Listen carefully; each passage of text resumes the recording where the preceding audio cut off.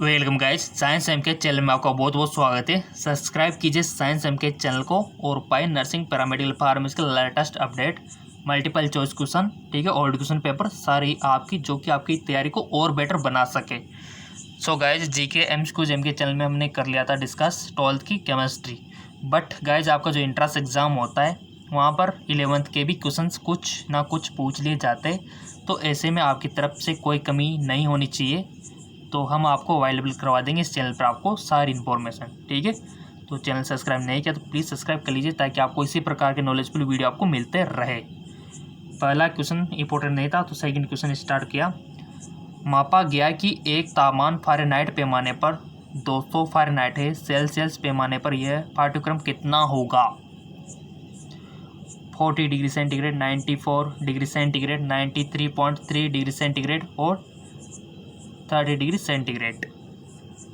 बताइए गाइस, पहले आप टिक लगाओ क्योंकि इस प्रकार के क्वेश्चन की डिमांड आ रही थी खूब सारी। सर हमको इस प्रकार के क्वेश्चन चाहिए, तो फाइनली हमने अवेलेबल करवा दिया आपके लिए। और आपकी कुछ भी डिमांड हो हम आपको अवेलेबल करवा देंगे क्योंकि आप प्रिय विद्यार्थी हो। सो गाइज इसका राइट ऑप्शन हो जाएगा सेल्सियस पैमाने पर यह पाठ्यक्रम कितना होगा। सो गाइज वो होगा 93.3 डिग्री सेंटीग्रेड, ठीक है। तो ऐसे क्वेश्चन आपसे डायरेक्टली पूछ लिए जाते हैं। अगला क्वेश्चन, उस विलयन की मोलरता क्या होगी जिसमें प्रति 500 ml में 5.85 ग्राम NaCl घुला है? उस विलयन की मोलरता क्या होगी? मैंने आपको पढ़ाया था मोलरता, द्रव्यमान परसेंट, ppm सब कुछ पढ़ा रखा है और आपको भी आ गया होगा। ऑप्शन है 4, 20, 0.22, ठीक है। मोल लीटर यूनिवर्स सबका मात्रक वही है, तो आपको बताना है जी मोलरता क्या होगी। सो सिंपल गाइज, इसको जैसे हम आप रब कार्य में सोल्व करोगे तो इसका आंसर आना चाहिए 0.2 मोल लीटर यूनिवर्स, ठीक है। ऑप्शन 3 इसका राइट ऑप्शन होगा। अगर फिर भी आंसर नहीं आता है तो कमेंट कर देना, नेक्स्ट वीडियो में आपके लिए इसका सॉल्यूशन अवेलेबल करवा देंगे। अगला क्वेश्चन गाइस, देखिए आपके लिए कितना हम मेहनत कर रहे हैं। 3 चैनलों पर आपकी तैयारी तीनों सब्जेक्ट होगी ताकि आपके इंट्रेंस एग्जाम में अच्छे खासे नंबर आ सके। बीएस नर्सिंग इंट्रेंस एग्जाम में, पैरामेडिकल इंट्रेंस एग्जाम में और फार्मेसी इंट्रेंस एग्जाम में यही लेवल रहता है फिजिक्स केमिस्ट्री का, ठीक है। तो हमारा जो जीके एमसीक्यूज एम के चैनल है वहाँ पर भी हम आपको रोजाना एमसीक्यूज देंगे, ठीक है। और जो साइंस एमकेएस जो ये भी आप देख रहे हो यहाँ पर तो आपको मिलेगा ही सही रोजाना एमसीक्यूज, ठीक है। क्योंकि गाइज हमने रिसर्च में हमने बहुत सारे ओल्ड क्वेश्चन पेपर आपके देखे। 11th और 12th का बेस रहता है आपके, ठीक है। 12th के थोड़े से ज़्यादा आते हैं और 11th के थोड़े से कम आते हैं, ठीक है। बट क्वेश्चन इससे बाहर नहीं जाते। जिसने 11th और 12th की जो इसे हम पढ़ा रहे ये कर लिया तो आपका इंट्रेंस क्लियर है, ठीक है। तो वही हम आपके लिए कर रहे हैं, जितना एफर्ट हम लगा रहे वो भी आपको करना होगा। देखो याद रखना, तो हम तो आपको तरीके बता रहे इस प्रकार के क्वेश्चन आएंगे। ओल्ड क्वेश्चन पेपर अभी आपके लिए अवेलेबल करवाना है। सो सिंपल, यदि 5 मोलरता वाले विलयन के 500 ml को 1500 ml आयतन तक तनुकृत किया जाए तो प्राप्त विलयन की मोलरता क्या होगी? 1.5 मोल, 1.66 मोल, 0.017 मोल, 1.59 मोल।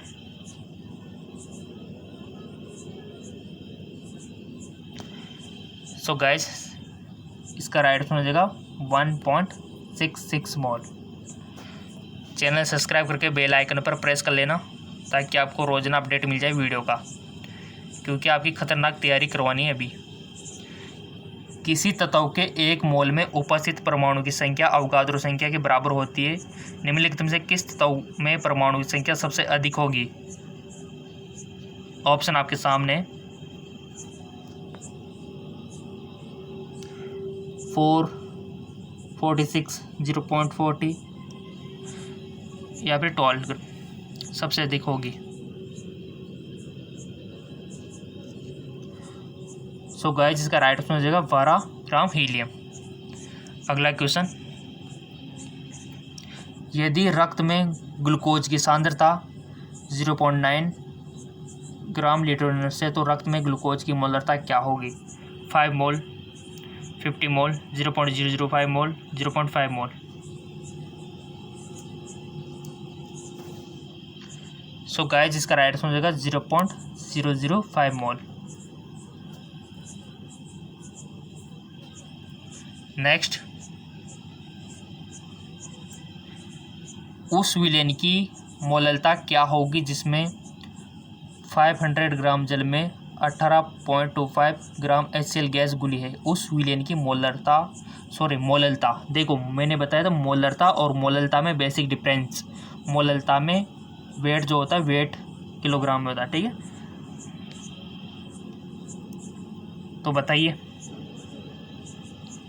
फॉर्मूला बहुत इजी है।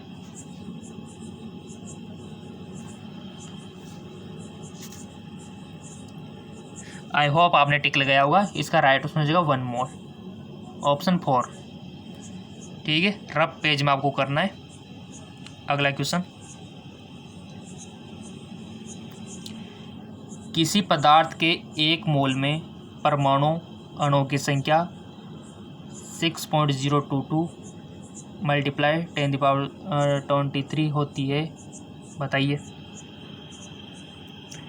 होती है, यह सब कुछ दिया हुआ है, क्वेश्चन आप पढ़ सकते हो। सिंपल इसका राइट आंसर हो जाएगा पहला वाला, यानी कि 12.0444 मल्टीप्लाई 10⁻20 अणु। नेक्स्ट, कार्बन डाइऑक्साइड में कार्बन का द्रव्यमान परसेंटेज क्या है? कार्बन डाइऑक्साइड में कार्बन का द्रव्यमान प्रतिशत 0.034, 27.27% या फिर 3.4 या फिर 28.7।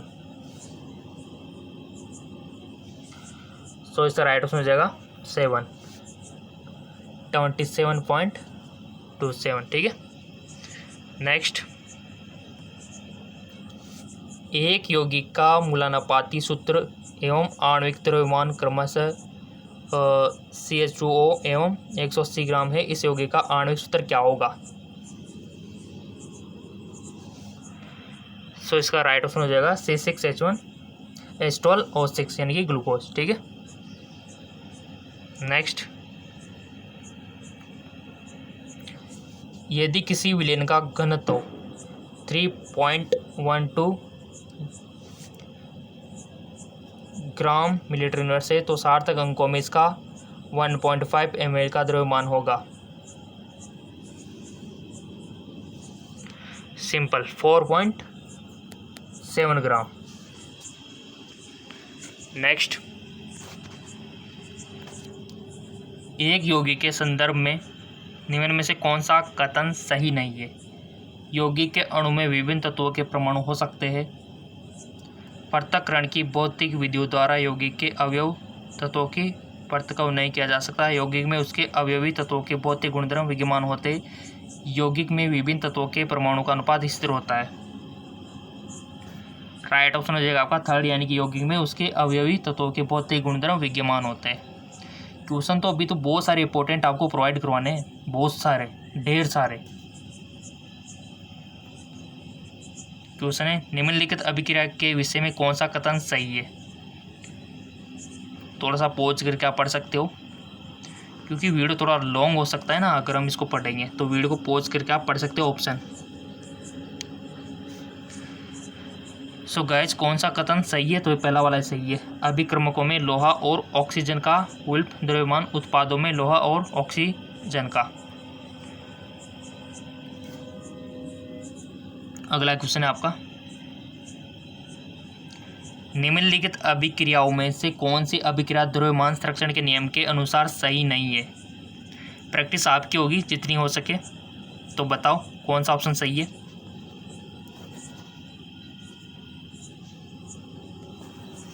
सो इसका राइट आंसर हो जाएगा आपका 2nd। नेक्स्ट,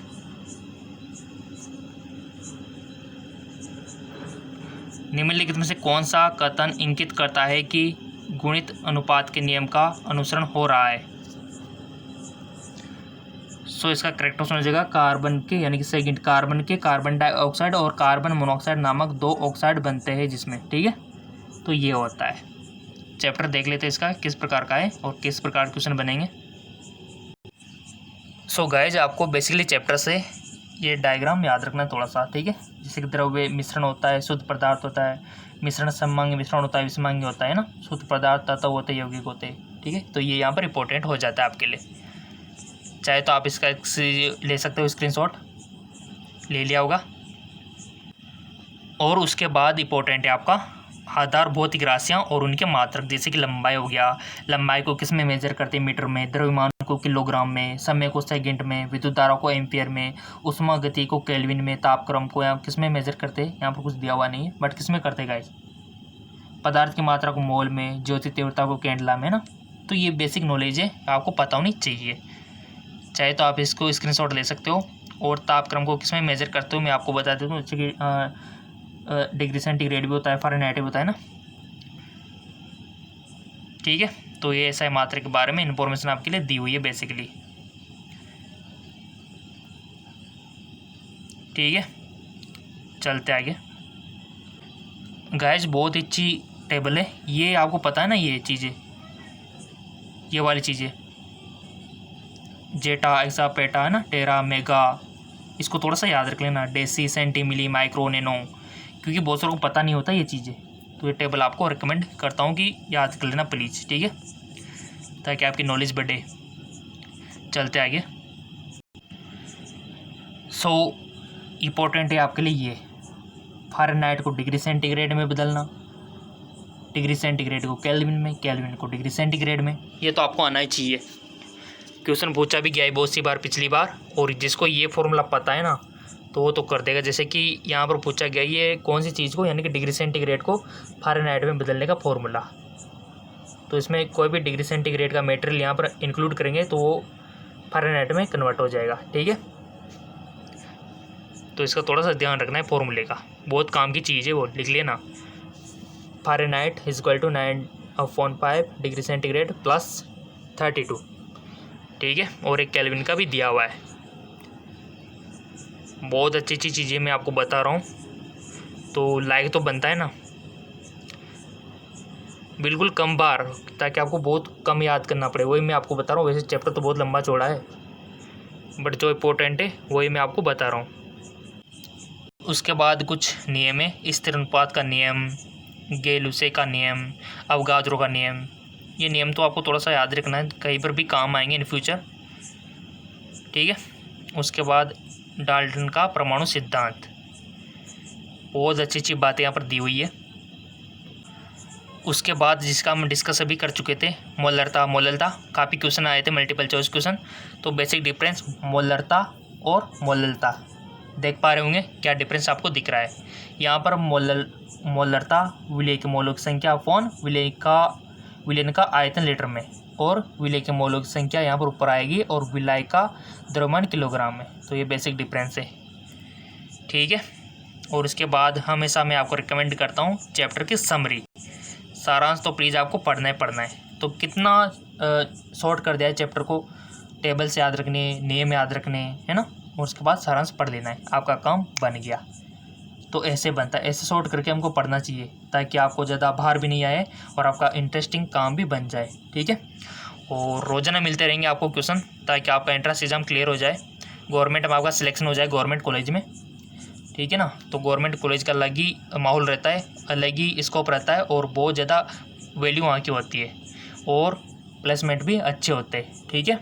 तो साइंस एम के चैनल पर हम आपको रोज़ाना मल्टीपल चॉइस क्वेश्चन देते रहेंगे, और जो GK एम के चैनल है जिसका लिंक नीचे डिस्क्रिप्शन दिया हुआ है, वहाँ पर हम आपको 12th के क्वेश्चन देते रहेंगे, क्योंकि आपके 11th और 12th के क्वेश्चन पूछे जाते हैं। तो फॉलो कीजिए हमको, फेसबुक इंस्टाग्राम पे लिंक नीचे दिया हुआ है, और हमारा जो GK एम के चैनल है उसको आप फॉलो कर लीजिए, नीचे लिंक दिया हुआ है, ठीक है।